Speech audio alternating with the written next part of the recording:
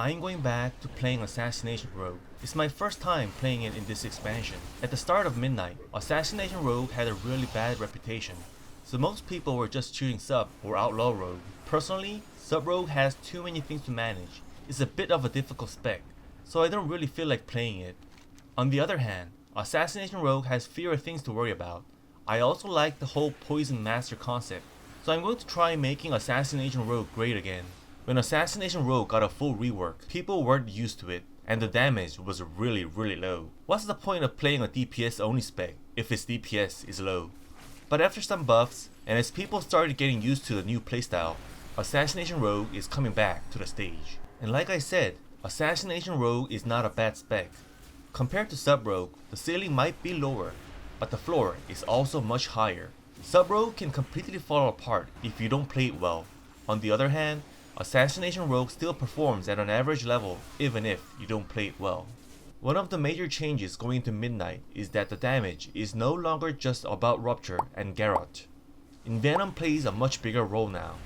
You still maintain your baseline bleed damage with Garrote and Rupture, but Envenom now gives you much stronger pressure and better energy flow. The Apex talent, Implacable, not only increases Envenom damage by 10%, but also provide up to 80% energy generation. You can say that Envenom has become the alpha and omega of Assassination Rogues. Not only that, with Implacable rank 2, your nature damage is increased by 20%, and with the Fate-bound hero talent, Delivered Doom, you can push it even further by another 5%. On top of that, there are talents like Mean Streak or Overflowing Purse that synergize directly with Envenom. Because of all this, I recommend going Fate-bound for your hero talents. Plus, unlike Deathstalker, you don't really have to manage anything complicated. You just keep using Envenom and the value comes naturally, which makes it far more comfortable to play than Deathstalker. The only thing you really need to keep in mind is to use Envenom with at least 5 combo points whenever possible.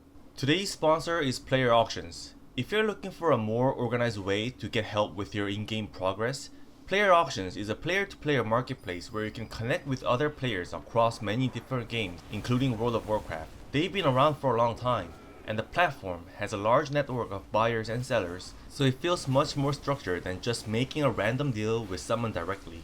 One thing I like about their system is Player Guardian. The seller does not get paid until the buyer confirms that the order has been delivered, which gives the whole process an extra layer of protection. So if you want to check them out, you can use the link in the description, or just search Player Auctions WoW on Google. And the another reason you want to use Envenom with at least 5 combo points is because of Poison Bomb. Poison Bomb has a 5% chance to trigger per combo point spent. So if you use Envenom with a full 7 combo points, that becomes a 35% chance. That might not sound high enough at first, but since you use Envenom so often, the damage actually triggers more than you might expect. Also, Poison Bomb deals nature damage, so it doesn't get reduced by armor. On top of that, with the new talent setup, most people will probably be using Amplifying Poison. Every time it reaches 10 stacks, your next Envenom deals 35% increased damage. So Envenom actually hits pretty hard now. And because Envenom gives you a much higher chance to apply poison, those 10 stacks build up faster than you might think. From the enemy's perspective, it can feel like nothing too scary is happening at first. Then suddenly, they start thinking, wait, why am I dying? And sometimes they actually die, even without a major cooldown like Deathmark. Let's take a look at the basic burst setup. First, you want to keep Garrote and Rupture active on both your main target and any cleave targets whenever possible. Then you keep using Envenom with at least 5 combo points while waiting for your moment. You can probably see the energy flowing non-stop because of the talents. Garrote is also much stronger when used from stealth. Talents like Improved Garrote and Shrouded Suffocation increase the damage and also give you additional combo points. So when you feel like it's time to start your burst, using Vanish aggressively is definitely one option. Whenever you feel like the healer is too far away to help, or if you manage to land crowd control on the healer, that's your moment to go in on the kill target. You move in and finish with Deathmark, Kingsbane, Sheev, and Envenom.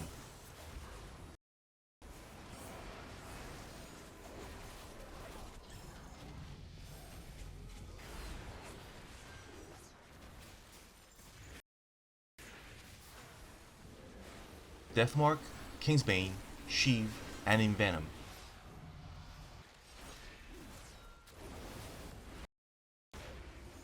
Kingsbane, Sheev, and Envenom.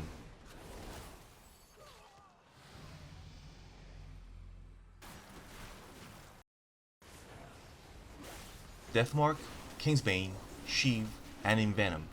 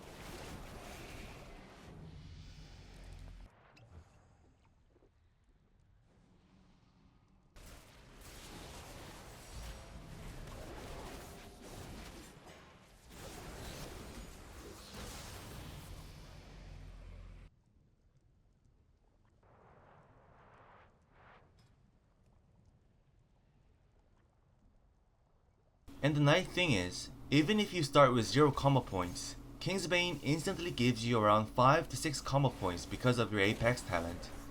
Whether you get 5 or 6 is somewhat random, and during fast fights, it can be hard to check that every time.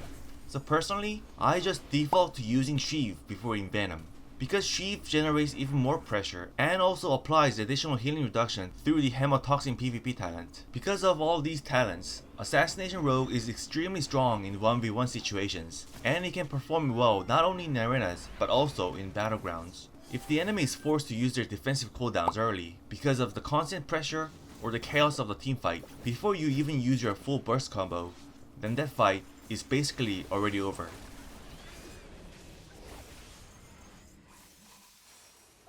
Another thing to keep in mind is that my Battleground talents and arena talents are different.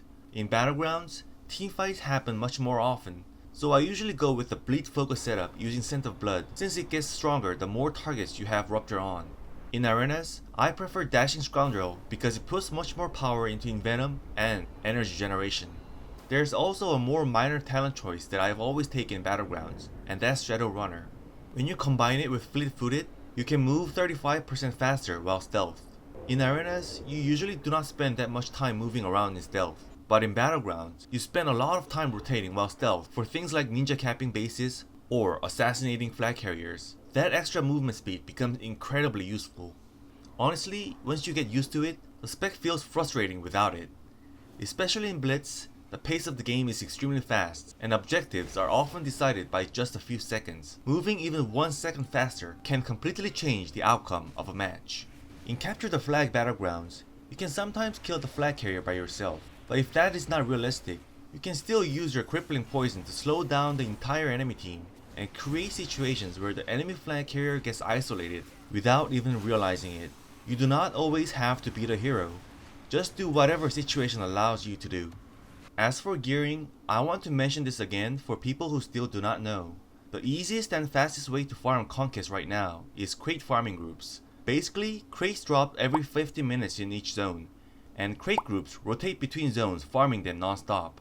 You usually get around 3 to 4 crates every 50 minutes. Each crate gives 60 Conquest points, so you can farm roughly around 1000 Conquest per hour. Personally, I just did crate farming for about 5 hours after hitting max level and started with around 5000 Conquest points for this rogue. After that, I filled the rest of my gear while playing Shuffle and Blitz. When you win rated games, you also get Galactic Void Slivers. If you collect 5 of them, you can upgrade a weapon to item level 298, so do not forget to use them. Since rogues dual wield, you need 10 Void Slivers total. The drop rate is better than you might expect, so you will probably finish it pretty quickly. For PvP secondary stats, versatility is the baseline. After that, just go all in on Mastery. Mastery is extremely efficient for Assassination Rogue because it increases both of your core damage types, bleed and nature. Crit does have some talent synergy, but in PvP, critical strikes are reduced by default, so I do not really recommend stacking it. You also do not need much haste. Like I mentioned earlier, Assassination Rogue already has many ways to generate energy. For attack speed, the slice and dice effect is good enough. Just stack mastery. For the tier set, this can depend on your personal preference, but I personally only use 2 set bonus. If you want to use the 4 set, that is also fine, but keep in mind that you usually have to give up some versatility, which means you become noticeably squishier. To wrap up, the core of Assassination Rogue right now is Envenom. Without any setup or investment, even a full 7 combo point Envenom only hits for around 30k damage.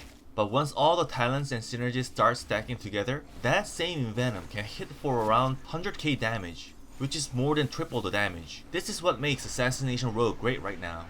That's it, and don't forget to check the comments.